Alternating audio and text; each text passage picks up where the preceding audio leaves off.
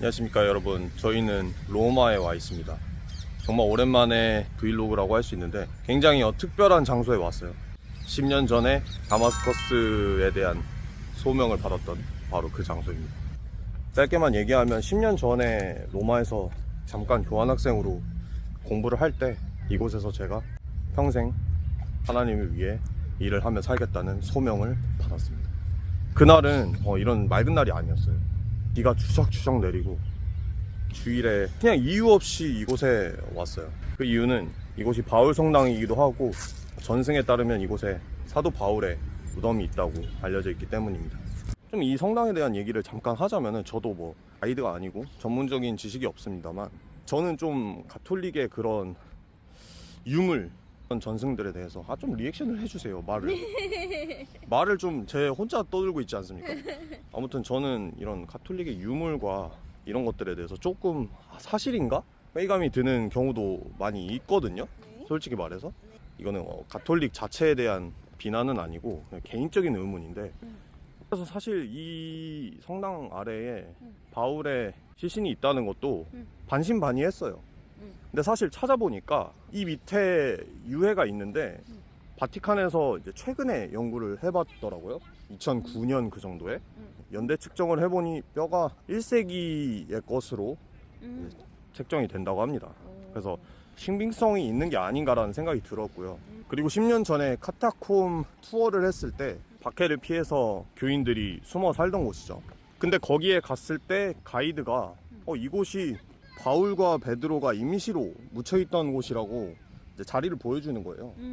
근데 그때 제가 약간 이상한 뽕에 취해가지고 헬라어 공부를 하겠다고 혼자서 헬라어 알파벳과 그런 거를 공부하고 있었거든요. 요한복음을 헬라어로 읽겠다. 제가 그래서 파울로스 페트로스, 그 베드로와 바울의 이름을 읽을 수 있었어요. 알죠? 글씨 썼는데 이렇게 막 굳어가지고 굉장히 오래전에 남겨진 것 같은 글자. 카타콤에 그런 게 굉장히 많거든요. 근데 거기에서 그 자리에 페트로스, 파울로스가 있었어. 근데 가이드가 그걸 말해주진 않았는데 내가 가가지고 읽었었어. 그래서 그 동명이인이 아닌 이상 그 중요한 무덤 자리에 파울로스, 페트로스 이렇게 위아래로 있었다라는 거는 정말로 전승처럼 거기에 임시로 바울과 베드로의 무덤이 있지 않았을까. 하지만 완벽한 고고학적 증거는 없다고 합니다. 이제 전승에 따르면 그렇다라는 거고. 하지만 중요한 거는 사실 뭐 시신이 어디 있냐 그런 건 별로 중요하지 않겠죠. 예수님 시신이 발견되면 이제 좀 큰일이 나겠지만 그런 일은 있지 않았으니까 사도들의 시신이 어디 있냐 이런 건 사실 큰 중요한 건 아니고요. 다만 그 당시에 저에게 큰 의미가 있었습니다. 어떤 의미? 로마에 처음 와서 그때 굉장히 많은 고민을 하고 있었는데, 로마의 그런 유물이나 그런 예술들을 보면은 사도들을 그릴 때도 지금 보셨잖아요. 사도를 그릴 때도 자기가 순교당한 그런 것들을 들고 있어요. 보통은 예를 들어서 바돌로메 사도의 경우에는 가죽이 벗겨져서 순교를 하셨다고 알려지기 때문에 자기 가죽을 들고 있습니다. 그리고 안드레 사도의 경우에는 X자 십자가에 순교를 당했다고 전승으로 알려져 있기 때문에 X자 십자가를 지고 있어요. 그래서 거의 대부분의 그림이나 동상 같은 데서 그런 자기의 순교의 상징을 들고 있습니다. 그런 것들을 보면서 대체 어떤 하나님을 만났길래 이런 순교를 했을까, 그런 거를 굉장히 오래 고민했거든요. 그리고 개인적인 신앙적 어려움도 있었고, 그러다가 이 성당에 그냥 무작정 온 거예요. 여기는 보시면 알겠지만 어제 콜로세움 가보셨잖아요. 네. 사람이 밤에도 엄청나게 많잖아요. 여긴 사람이 없어요. 성당이긴 하지만 밋밋하기 때문에, 그리고 또 좀 멀리 있기 때문에 관광객이 거의 없습니다. 그래서 제가 이 성당에 처음 왔을 때도 비 오는 날이기도 했고 저 한 명밖에 없었어요, 관광객이. 저 한 명이 여기 들어가가지고 미사를 앞에서 드리고 있고. 보여드리는 게 더 낫겠다. 일단 들어가 봅시다.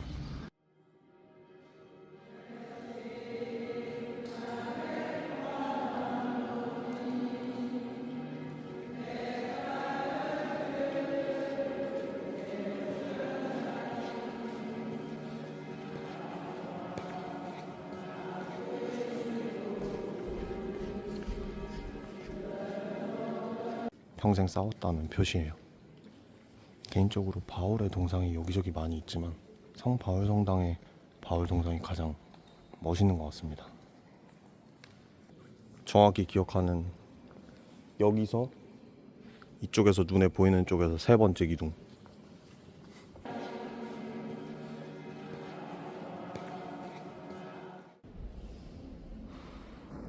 너가 이제 바로 성당에서 소명을 받았다고 해서 너의 소명을 부정할 생각은 진짜 전혀 없지만 그냥 그래 무의식적으로 떠올리듯이 이제 로마의 그런 엄청난 화려한 성당과 오르간과 그런 것들의 요소도 분명히 있었을 것이다. 아, 분명히 있었죠. 그런 생각들을 바로 떠올렸었어. 있지. 바로 성당에서 소명을 받았다라는. 그래서 나는 여기를 오면서 엄청 화려하겠지 라고 생각을 하면서 온 거야. 근데 일단 밖의 모습이 너무 정숙해서 놀랬고 안에 들어왔는데도 많은 화려한 성당들을 런던, 파리 같은 데서 많이 봤잖아. 근데 물론 엄청 큰 성당이긴 하지만 막 엄청 화려하거나 종교성이 엄청 짙거나 그런 느낌이 안 드는 거야. 오히려 텅 빈 느낌이지, 중간이. 그리고 굉장히 다른 어떤 화려한 성당들에 비해서는 정말 단정하고 그런 느낌이 들어서 성민이가 받은 소명은 진짜 그 임재하심 속에 있었던 거구나. 내가 생각한 거랑은 조금 다른. 네, 정확히 네 자리입니다. 여기 왜 기억하냐면 로마 떠나기 전에 한번 마지막으로 와서 똑같은 데 앉아봤거든.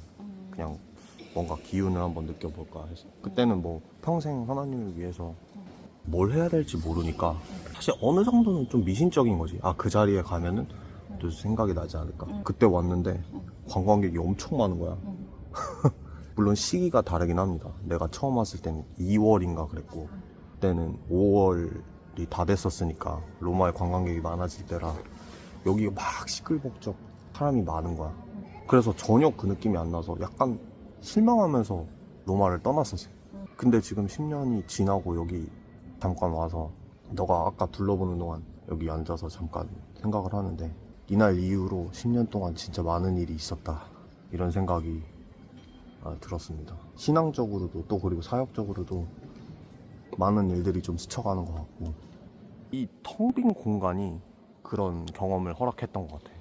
다른 성당과는 다른 좀 이 중간에 텅 빈 복도, 여기 이 텅 빈 공간 전체에 하나님 가득한 느낌을 받았거든 그때. 물론 오르간 소리와 이 천장의 화려한 금이 영향이 없었다고 할 순 없어요. 하지만 다른 성당이랑은 조금 달라. 여기는 그 대성당들이랑 이 텅 빈 공간이 굉장히 많은 생각을 하게 만들어 혼자서. 물론 뭐 우리가 흔히 가는 교회들에 비하면 엄청나게 화려한 곳이긴 하지만 다른 관광용 성당들이랑은 조금 느낌이 다른 것 같아. 여기는 왜 그렇게 지었는지 뭐 그 전문 지식이 없어서 모르겠지만 어쨌든 간에 10년 지나서 왔는데 결국에는 이제 다마스커스 시작해가지고 결혼도 했어요. 구독자 몇 명이지? 26만? 26명일 때 구독하신 분이랑 이제 결혼도 했는데 앞으로 10년 또 열심히 해서 10년 뒤에 방문을 하든지 하겠습니다. 사실은 온 더 로드 투 다마스커스라는 명칭은 여기서 시작됐기 때문에 붙인 거예요. 여기서 느낀 바와 경험이 시작이었으니까 내 소명. 그리고 생각을 하다가 다마스커스로 가는 길, 그래서 온 더 로드 투 다마스커스라고 했는데 지금은 사실 그 명칭을 잘 쓰진 않아요. 그냥 다 다마스커스, 다메섹이 돼가지고. 근데 어쨌든 정식 명칭은 다마스커스로 가는 길이고 마치 여기가 나에게는 다마스커스로 가는 길 같았어. 뭐 물론 내가 그전에도 크리스찬이었고 여기서 회심을 한 건 아니지만 많은 생각의 전환과 하나님을 새로이 경험하는 것이 있었기 때문에, 물론 여기에서의 경험이 나의 신앙의 전체이거나 가장 중요하고 그런 건 아니고, 왜냐면은 그 이후에 10년 동안 정말 많은 깨달음과 또 신앙적인 변화, 많은 체험들이 있었기 때문에 이거를 내가 붙잡고 계속 살아가는 건 아니지만 어쨌든 중요한 순간이긴 하다. C.S. 루이스의 회심 장소도 봤잖아. 유튜브 찍는 건 줄 딱 알고 이제 비켜주는. 요즘 아이들은 아이패드를 빨리 보기 때문에. 이 성당 보여드리면서 이 영상 마치려고 하는데 나중에 와서 만약에 여기 방문하실 분이 있다면 가이드 그런 거와 함께 즐겁게 보시길 바라고요. 저는 여기 설명해드릴 능력이 없습니다. 그래서 보여드리기만 하고 엄청 화려한 성당들의 도파민이 절여져 있다면 텅 빈 공간을 보면서 하나님의 임재를 한번 느껴보시는 것도 좋지 않을까라는 생각이 듭니다. 제이콥 마이너라고 써있는 거는 알페오의 아들 야고보입니다. 메이저라 써있으면 요한의 형.